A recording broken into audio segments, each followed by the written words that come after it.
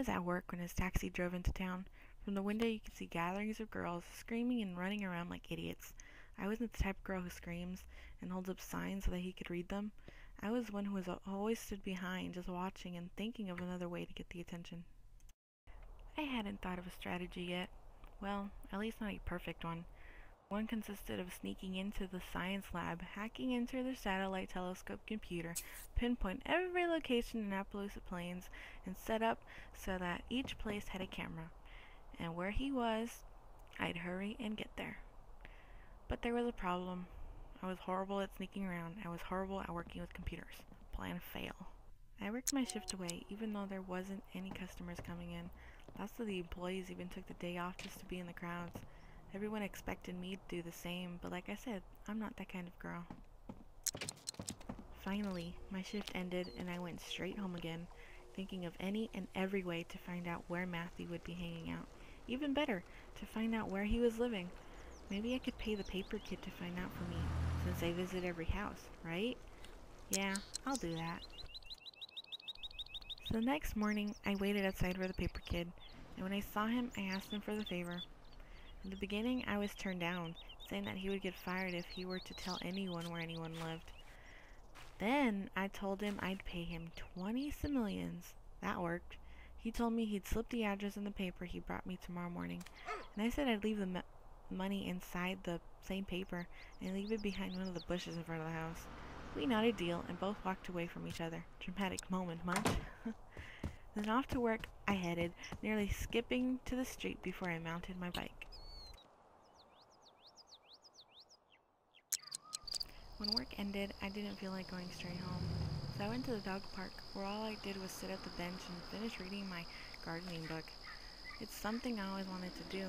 Now that I have a little bit of time on my hands, why not do it? Once I finished, I went home. Nothing spectacular. Just had my dinner and went straight to bed. But I couldn't really sleep. I was too busy thinking of what would happen tomorrow. I would have the address to his house right in the palm of my hand, staring at me, begging me to visit it. Would I have the guts to go? What if he wasn't home? What would I do then? I guess I'd figure that out while I was there. Eventually, I laid back down, and I was able to fall asleep finally. Morning finally came, and I quickly jumped out of bed to go take a bath, eat breakfast, and wait outside for the paper. Once I was there, I looked inside and opened it, and a small slip of paper was taped to it. I knew which house it was. Living here for years, you know where everything is. I took a mental note of it. He lived right in the lap of luxury, of course. Someone like Matthew Hamming deserved it.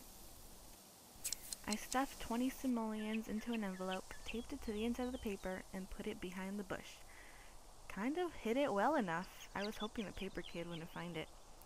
Then I headed to work. Then after, I'd be heading to his house. If he were there, I'll knock on his door and introduce myself.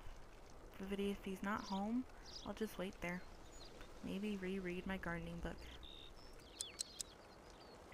Right after work, I dusted off my bike and pedaled my way to the house he was staying in.